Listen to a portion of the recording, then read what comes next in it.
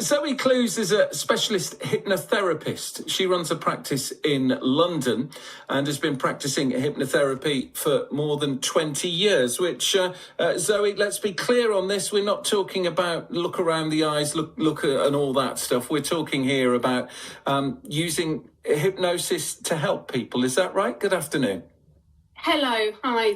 Yes, absolutely. We use hypnosis to help people. I did actually train in stage hypnosis, and it is wonderful for those fun things, and like you said, that Darren Brown does. But here in the practice, we're helping people with a huge variety of issues every single day. Can you hypnotise anyone? I think you can hypnotise most people. The thing to remember is not a battle of wills.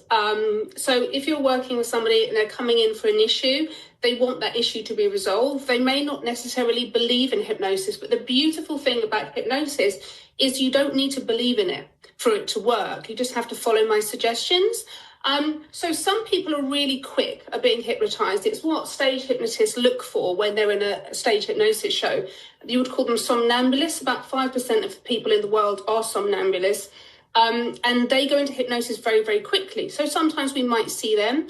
Other people may take longer. They may be nervous about hypnosis. They may be very defended. But in my experience, in my professional opinion, I think most people can be hypnotised, just some take longer than others. So how does it work then? And what's going on in our heads? If I come to see you and say, Zoe, I don't smoke, but if I did, I want you to help me stop smoking. Is that something you might be able to help with, for example? Yeah, we see lots of smokers. So what happens? Do I lie down on a couch and do you start swinging some kind of gold medallion above my head? I suspect it's not quite like that. No, and people often think it is, or that I've got a stick with a swirly thing on the end, or that some people think, I just stare into people's eyes, which should actually be really terrifying and intimidating for people. No, they're kind of old school methods, which are still fun, and people can use them for stage hypnosis. But, you know, when someone comes to see me, we have a good chat, first of all. I mean, I think it would be pretty terrifying for someone to just turn up, they don't know me, and I immediately put them into hypnosis. People need to feel safe, they need to feel relaxed, they need to know that you know what you're talking about and understanding their issue. And then we spend a bit of time talking. My first session is quite long, it's about 2 hours. We might spend up to an hour talking about all the different issues and triggers around the smoking, how long they've been doing it, the full history. And then what we do is where people lay down, listen to some music, it's me talking. What you're doing with hypnosis, what hypnosis is, it's temporary subconscious dominance. So it's the same with stage hypnosis and with hypnotherapy. It's all hypnosis, but you're just using them for very different reasons. So stage and street hypnosis, such as Darren Brown uses part of his show, he's using it for entertainment. But as a hypnotherapist, you're obviously using it to set somebody free from their issues, their triggers, their worries, their fears, their habits, their addictions. So what's this unconscious dominance then? Normally our conscious brain is in charge, is it? Yeah, well, here's how I see it. Everybody comes to see me with a subconscious problem. Yeah, so if it's a conscious problem, you say to yourself, okay, I'm going to stop overeating, or you know, I'll stop doing this thing that's bad for me, or I'll start this thing that I really want to do, like public speaking. But if your subconscious mind has a different idea, like it wants to carry on that addiction, or it is anxious about public speaking for whatever reason, based on things that happened in the past, it doesn't really let you. So your subconscious is actually much stronger, much more powerful than your conscious mind. So you can have a conscious desire to do something or stop doing something or start doing something. But if your subconscious mind has its own agenda, it doesn't think it's safe or it doesn't want to do it, then it's going to be at best a struggle and at worst kind of, you know, pretty impossible to get that thing off the ground. So what I'm always doing is working with someone's subconscious. Your conscious and your subconscious are very different animals. Your conscious is your logical, rational mind. Your subconscious mind is your inner protector. It wants to keep you safe.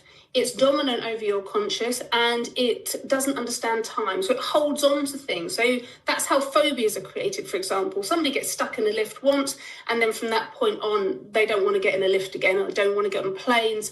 So my job is always to engage the subconscious, which we do through hypnosis, which is temporary dominance over the subconscious mind, so that we can say to the subconscious, Thank you for what you're trying to do here with this addiction or this problem, whatever you're trying to do, protect this person or provide them some relief. However, it's not useful, necessary or helpful, and it's time for us to let that go.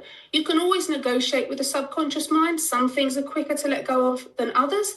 But that's why hypnotherapy is so successful, because you work with the subconscious, which is the true powerhouse when it comes to change. Can it be, in the wrong hands then, Zoe, dangerous? I know you've been doing this for over 20 years. You're very well qualified and signed up to all the codes of practice, I'm sure. But can this be used sort of for bad things if the subconscious is so powerful? Well, I mean, really the subconscious, we hope that the subconscious wouldn't take on negative suggestions. And I certainly would, do your due diligence before choosing to work with somebody. It's more that, a practitioner works with someone, they may not be that experienced and they go too fast, too quick. But, unless someone is kind of particularly malevolent, you would hope that they wouldn't use hypnosis for ill gains, really. But then you look at things like cults, where they might have used hypnosis in a negative way. So I would say it's possible, but I would imagine that, all hypnotherapists should be signed up to a code of ethics and good practice, insurance and all of those things. So none of them would want to do you any harm. They're powerful stuff. Darren Brown's in town this week in Stoke. I've no idea how he does most of it. I know he reveals bits of it as part of the show. Mm-hmm. What do you think of him, and do you know what he's up to? I absolutely love Darren Brown. He's my hero. He's the person I'd most like to be stuck in a lift with. I think he's absolutely wonderful. I'd be terrified. Yeah, I just think he's great, and he's so witty as well, and he's also humble with it. He's a blend of a lot of really good things. Yes, when I watch his shows, sometimes I can see how he does some of the things. So some of the things he does that I can pick up are kind of the subliminal messaging. So I did go and see him, it was many years ago, about 10 years ago, in the West End. And I can't remember the exact sequence of what he did, but I know that he put this subliminal messaging in to kind of subconsciously influence the audience to pick a certain thing. So I did notice that. He has an amazing blend of things. He uses mentalism, he uses sort of psychological trickery, if you like. He's also, I guess, a magician, but he's also a hypnotist. So he's so many things, and they're all blended together so seamlessly that it's actually quite hard to pull them apart. But I can notice when he does the hypnosis bits, he's really good. He's brilliant. I'm very much looking forward to going to see him. Zoe, great to talk to you. Thanks very much for coming on to BBC Radio Stoke. Zoe Clues, specialist hypnotherapist, runs a practice in London. She's been working in that field for more than 20 years with some thoughts on how it works.